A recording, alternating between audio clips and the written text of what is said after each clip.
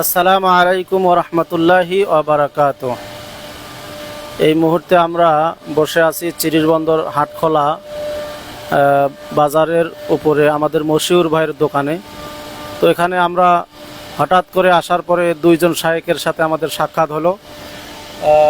তাদের মধ্যে একজন শায়েখের নাম হচ্ছে শায়েখ মশিউর রহমান।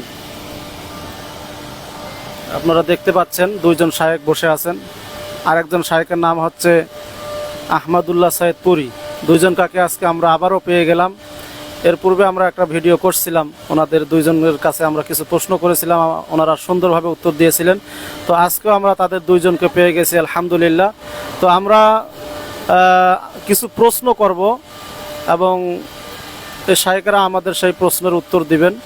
তো এক নম্বর প্রশ্ন শায়েখদের কাছে আমাদের এই বাংলাদেশ মুসলিম অধ্যুষিত দেশ, সেই দেশে যেখানে বলা হয় 90% 92% মুসলিম যে দেশে বসবাস করে, সেই দেশে কিভাবে বাংলাদেশের প্রায় জায়গায় শোনা যাচ্ছে, প্রায় জায়গা থেকে আমরা খবর পাচ্ছি যে মানুষ দলে দলে খ্রিস্টান হয়ে যাচ্ছে।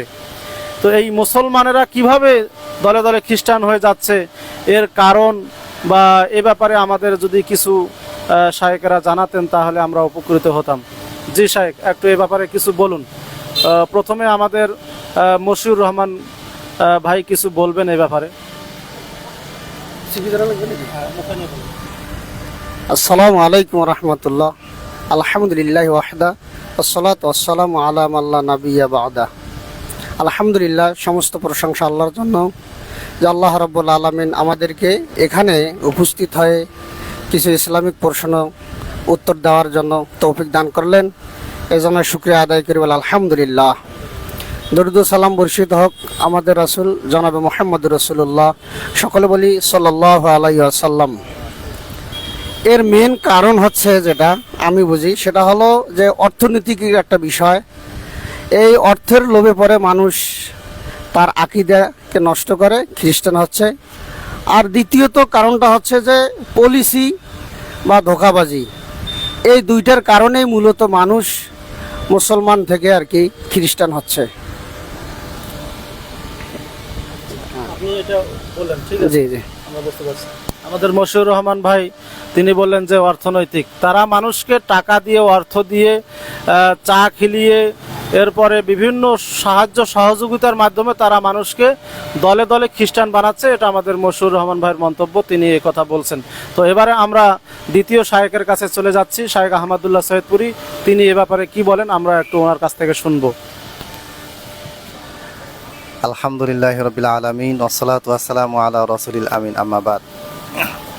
সম্মানিত দর্শক মণ্ডলী, আপনারা যে বিষয়টি দেখছেন সেটি অত্যন্ত গুরুত্বপূর্ণ। আর সেটা হচ্ছে যে বাংলাদেশের মানুষ এত বেশি খ্রিস্টান কেন হয়ে যাচ্ছেন। আমি একবার গাজীপুরে গেলাম। গাজীপুরে সম্ভবত কালীহাতি বা একটা এলাকা আছে যেখানে বিশাল বড় খ্রিস্টান পল্লী আছে, এবং সেই খ্রিস্টান পল্লীর মাঝখান দিক দিয়ে আমি যাওয়ার সময় আমি ভাবছিলাম যে আমি মনে হয় বাংলাদেশে নেই, মানে আমি আমেরিকা, ইউকে এরকম একটা উন্নত দেশে আছি। অর্থাৎ গোটা বাংলাদেশে আমাদের চারপাশে যে অবস্থা, একটা খ্রিস্টান পল্লীতে তার চেয়ে 1000 গুণ বেশি উন্নত অবস্থায় তারা আছে। সেখানে আমি 300 শয্যা বিশিষ্ট হসপিটাল দেখলাম, আর অনেক কিছু দেখেছি। তো এটা কেন হচ্ছে, কারণ কি? এর মূলত দুইটি কারণ আছে। একটা কারণ হচ্ছে যে অর্থনৈতিক কারণ। গোটা বাংলাদেশে যেখানে মানুষ খুব বেশি দারিদ্র সীমার নিচে বসবাস করে, বিশেষ করে উত্তরবঙ্গ, নীলফামারী, কুড়িগ্রাম, দিনাজপুর, এরপরে আপনার এই রোহিঙ্গাদের ক্যাম্প, গোটা বাংলাদেশের গরিব অঞ্চলগুলিকে তারা আগে কি করে, টার্গেট করার পরে তাদেরকে বলা হয় যে দেখো, তুমি মুসলমান, তুমি মুহাম্মাদের অনুসারী, তুমি আল্লাহকে মানো, কিন্তু তোমার কি হয় না, কোনো উন্নতি হয় না। তুমি 5 ওয়াক্ত নামাজ পড়ো, যাকাত দাও, সিয়াম পালন করো, সব কিছুই করো, কিন্তু তোমার কোনো উন্নতি হয় না।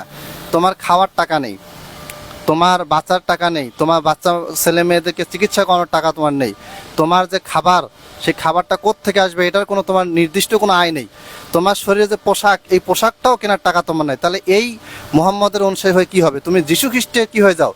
যিশু হচ্ছে আল্লাহর পুত্র, আল্লাহর পুত্রকে মেনে নাও, নাউজুবিল্লাহ। তাহলে কি হবে? আল্লাহর পুত্র সরাসরি, যেহেতু নিজেই গড, সে তোমাকে কি করবে? তোমার জীবন যাপন দুনিয়া এবং পরকালে সব জায়গায় তোমাকে কি করে উন্নতি দিবে। এরপরে তারা তাদেরকে খ্রিস্টান বানায়, খ্রিস্টান বানানোর পর তাদেরকে বাড়ি দিচ্ছে এবং এভাবে করে একটা মুসলমান এলাকা যেখানে হয়তো 500 পরিবার আছে, 500 পরিবারকে তারা ধীরে ধীরে বাড়ি দিচ্ছে, গাড়ি দিচ্ছে, থাকার ব্যবস্থা করে দিচ্ছে, খাওয়া দাওয়া দিচ্ছে, উন্নত চিকিৎসা দিচ্ছে, দেওয়ার মাধ্যমে সেই এলাকাটাকে তারা খ্রিস্টান পল্লী হিসেবে কি করে দিল, বানিয়ে দিচ্ছে। তাহলে প্রথমে যেটা কারণ যেটা আমাদের ভাই বলেছেন সেটা হচ্ছে অর্থনৈতিক কারণ। 2 নম্বর হচ্ছে ধোঁকাবাজি। ধোঁকাবাজি কি? একটা অর্থনৈতিক কারণ, যেখানে ধোঁকাবাজি আছে অলরেডি আমরা জানতে পারলাম। আরেকটা কারণ হচ্ছে তারা খ্রিস্টান ধর্মটাকে এমনভাবে প্রচার করে যে আপনি বুঝতেই পারবেন না। যেমন তারা বাইবেলটাকে বাংলাদেশে তারা বাংলা অনুবাদ করে সেফেসে এর নাম দিয়েছে কিতাবুল মুকাদ্দাস। তো কিতাবুল মুকাদ্দাস নামটা কি? পবিত্র কিতাব। তো এটা যে কেউ ভাববে যে এটা তাফসিরের বই, হাদিসের বই, এবং বাংলাদেশের কিনেও। আমাদের এখানে এক ভাই আছেন রায়হান ভাই, আমরা ওনাকে চিনি সবাই। তো ওনার অফিসে একদিন আমি আমার ভাই সহ গিয়েছিলাম। তো আমি বললাম যে কিতাবুল মুকাদ্দাস এটা তো বাইবেল। উনি বলছেন না বাইবেল না, এটা কিতাবুল মুকাদ্দাস, এটা ভালো কিতাব। তো পরে আমি কিতাবুল মুকাদ্দাসটা খুলে তাকে আমি দেখালাম যে দেখেন ভিতরে কিন্তু বাইবেল সোসাইটি লেখা আছে। তার মানে হচ্ছে যে আপনাকে বাইবেল, মুসলমানদের দেশে তারা বাইবেল বিক্রি করতেছে বাইবেল নাম না দিয়ে কিতাবুল মুকাদ্দাস নাম দিয়ে, পবিত্র কিতাব।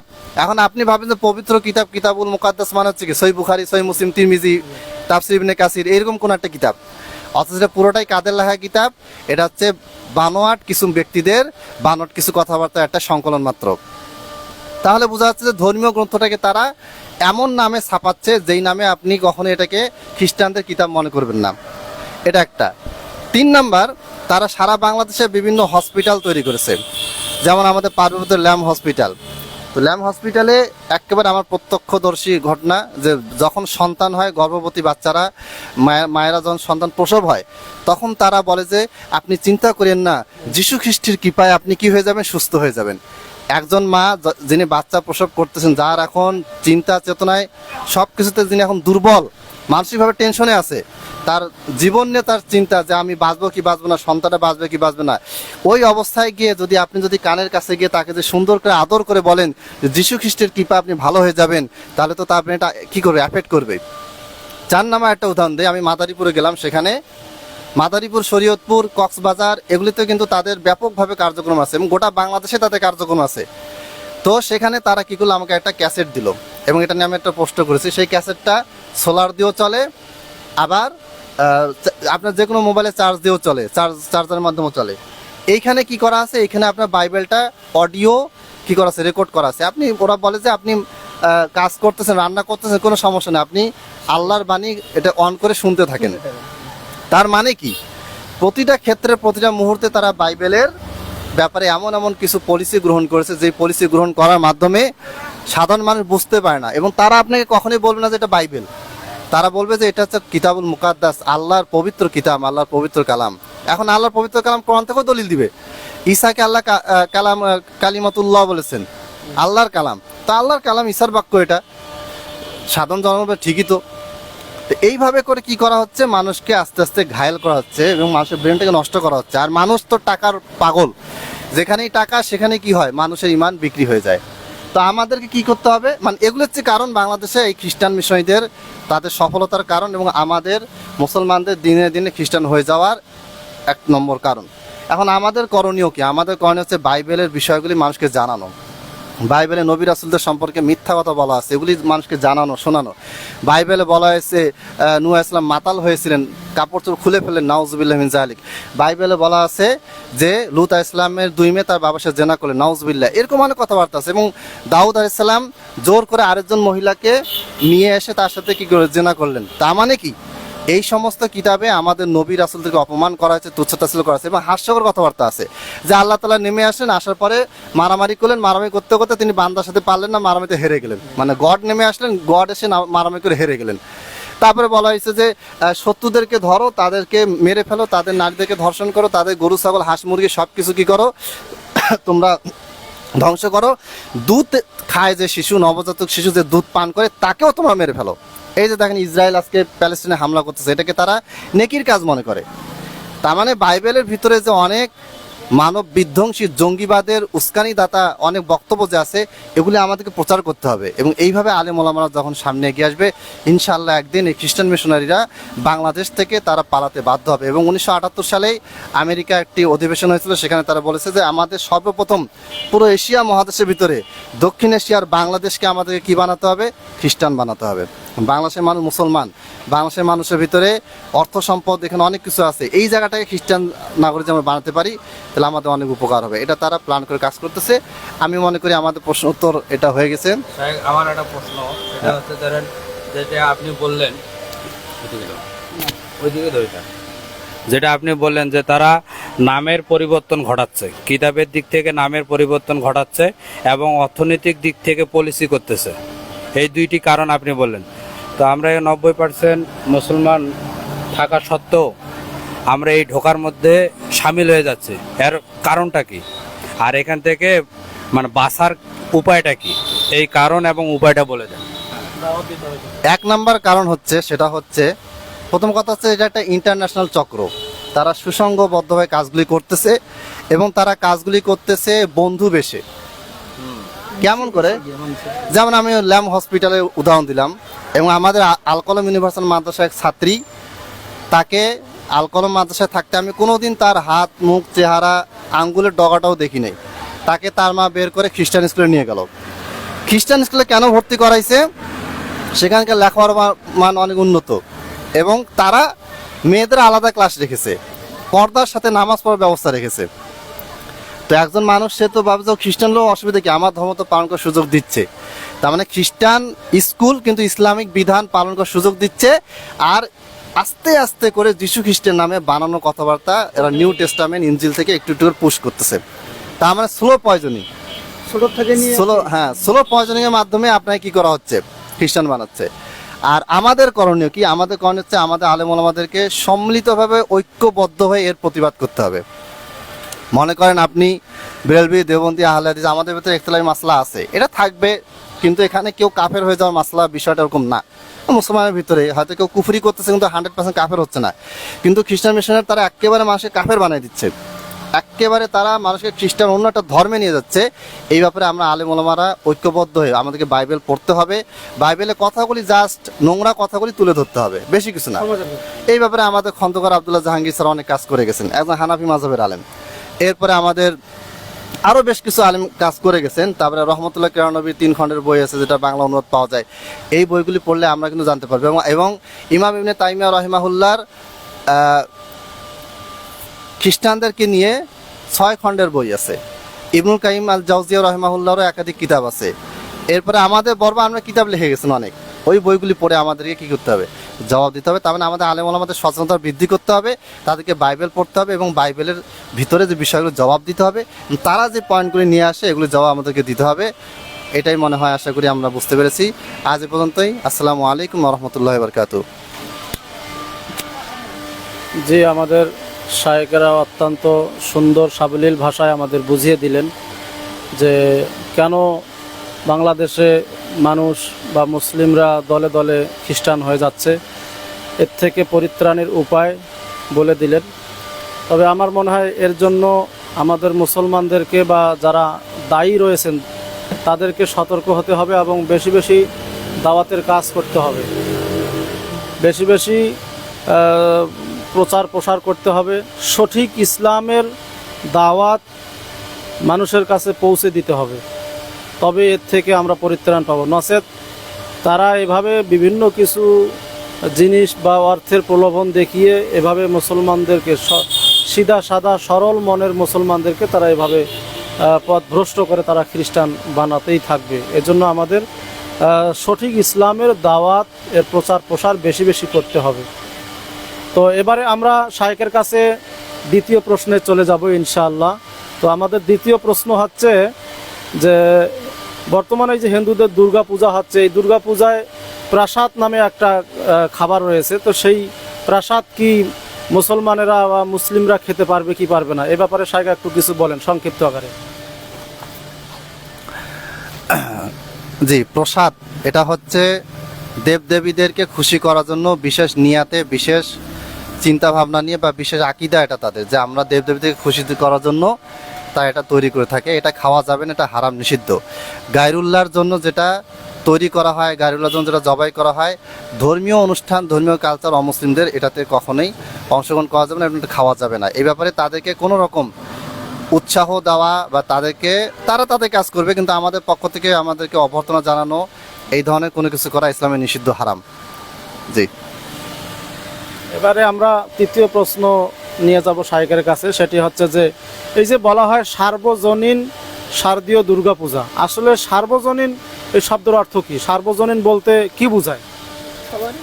জি, এটা একটা মানে ভোট পাওয়ার একটা পলিসি আর কি।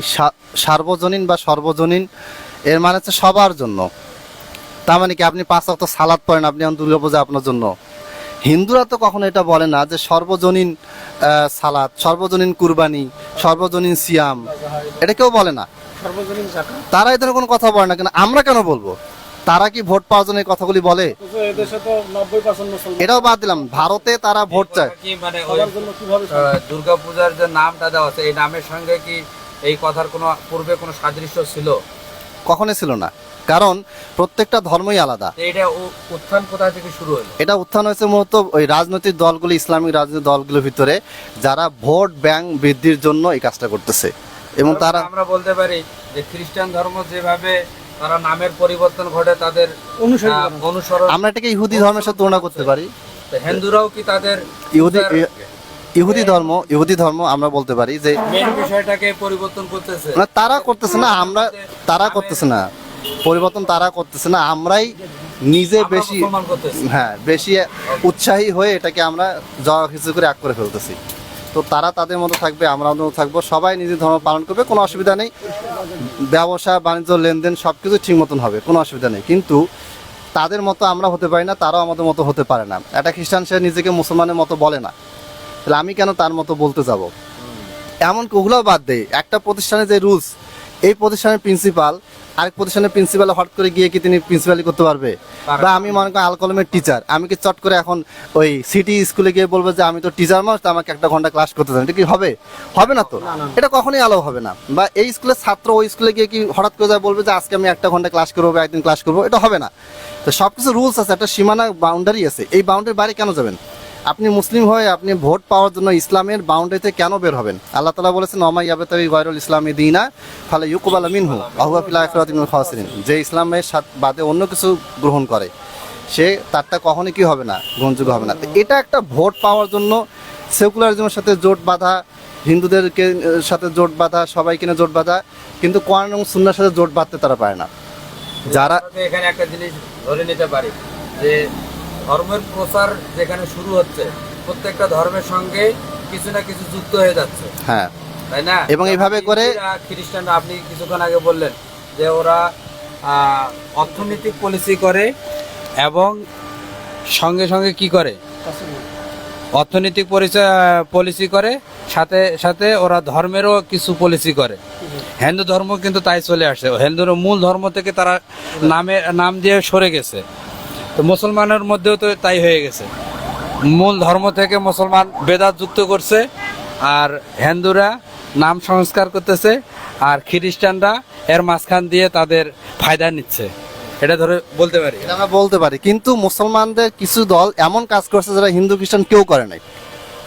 কোনো হিন্দু নিজেদেরকে ভোট পাওয়ার জন্য তারা ইসলামী দলগুলোকে নিজেদের মতো বা ইসলামী বিধানকে সর্বজনীন বলে ঘোষণা দেয়নি কখনো।